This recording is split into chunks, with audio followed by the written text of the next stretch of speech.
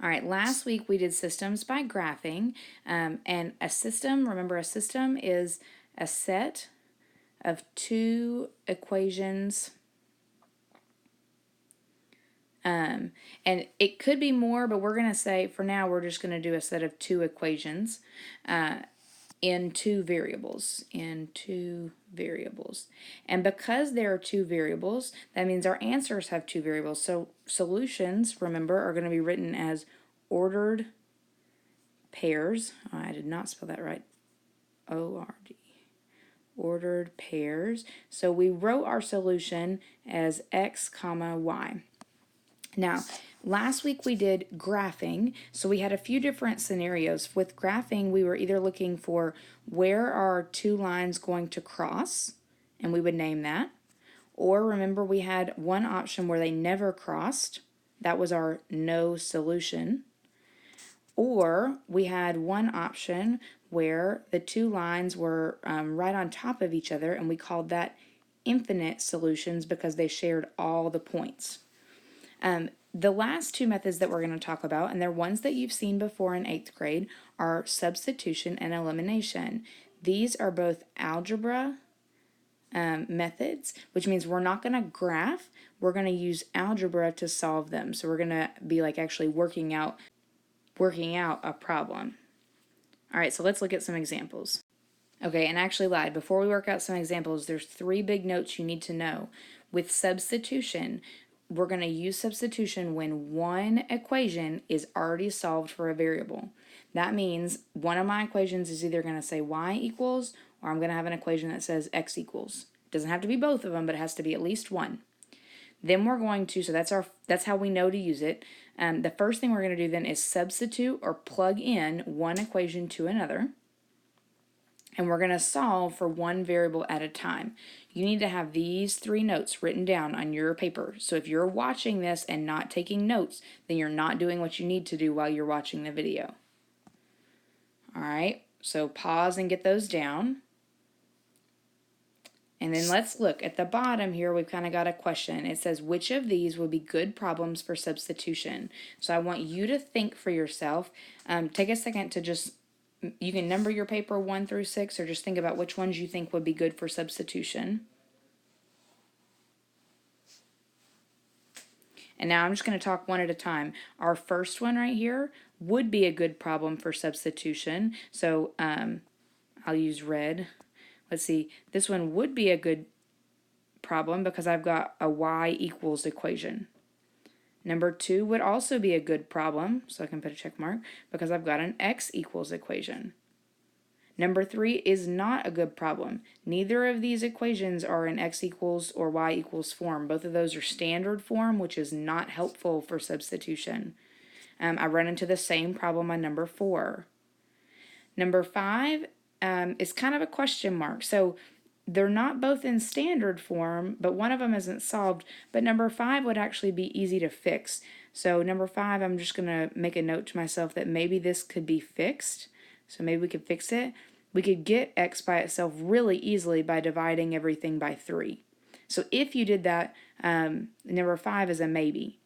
The same idea on number 6, we could divide everything by -3, and then I would have one of my equations in y equals form. So this one is also a maybe. But in general, 1 and 2 are very easy substitution problems. 3 and 4 are not because they are both in standard form. So let's look at how we actually solve these. I'm going to go quick. We've got, I think, 4 examples to do. So my first example here, we'll call this example A. We want one of our equations to be x equals. So they're telling me x equals this whole thing. What I do is I circle that and I draw myself an arrow. Now notice I'm drawing it to the x because that's what x equals. So what I'm going to do is plug that in or substitute that, which is why it's called substitution. To substitute the whole thing, I use parentheses. So y minus 2 plus y equals 2. Notice that the whole part of x is not there anymore. X is no longer in my equation. Instead of x, it says y minus 2, because that's what my top equation told me x was the same as. And then we're just solving with basic algebra. All right, we're going to distribute. So I've got 4y minus 8 plus y equals 2. I can combine like terms, so 5y minus 8 equals 2. I can add 8 to both sides. 5y equals 10. All of this is very basic algebra that you should be able to do. Y equals 2.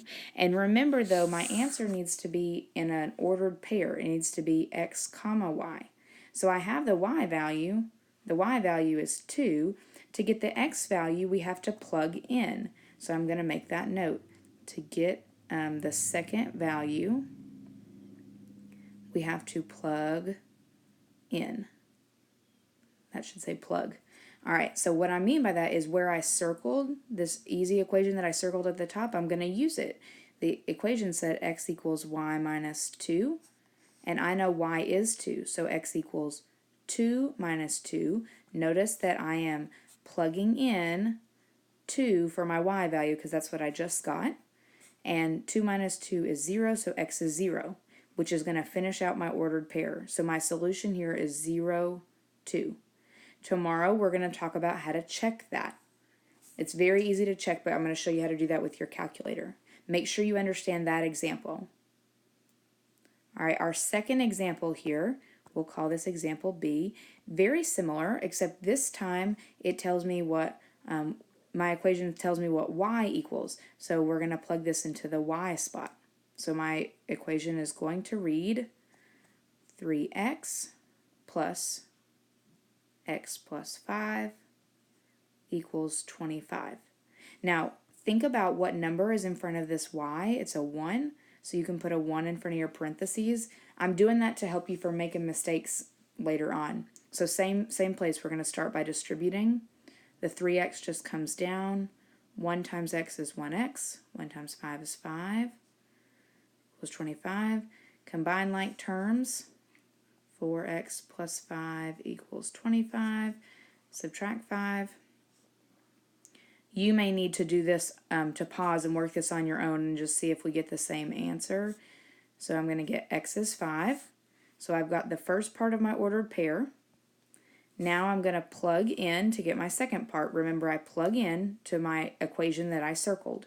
So my equation says y equals x plus 5, so this is y equals 5 plus 5. I'm plugging in for x, so y equals 10.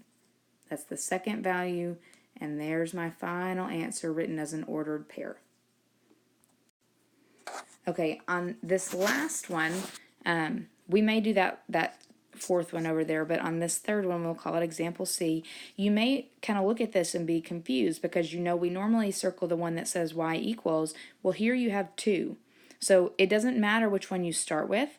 You just pick one of them. So here, I know y equals 3x minus 34. I'm going to plug that in for y.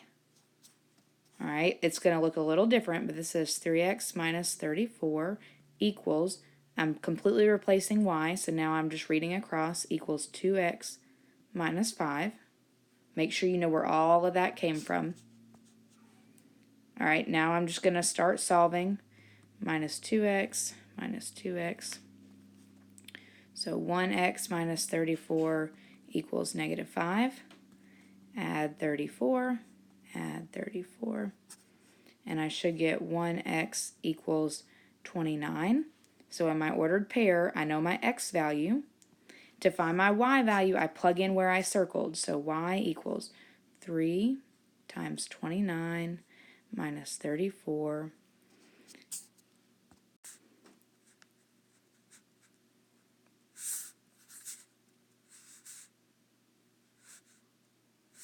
And assuming I did all of that right in my head, my y value here is 53. All right. The only thing I want you to notice on the last one, I'm not going to work it all the way out, but what I do want you to notice on this last problem, so remember we circle where we're going to start. That's this equation because that's the one that says x equals. When you go to plug this in though, notice what number is in front of x. It's negative 1. So when I rewrite this, it's negative 1 times y minus 1 plus y equals negative 1. and I lied, actually I'm going to work this out because I want to show you something on this one. All right, we distribute. I've got negative 1y plus 1 plus y equals negative 1. If I combine like terms, now that's kind of weird. I've got a negative 1y and a positive 1y, and those are going to cancel.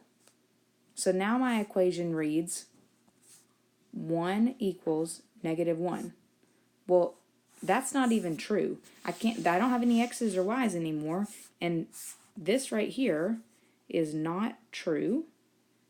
So if you think about our options, if it's not true, I'm not going to have a solution, so this is no solution. And that's what we would say on a problem like that. So if you get something where the variables disappear and the statement is not true, that's no solution. All right, make sure you understand the basics of substitution. You should have been able to follow at least 2 of these examples. If you have more questions, we're going to talk about them tomorrow at the very beginning of class before we work out our problems.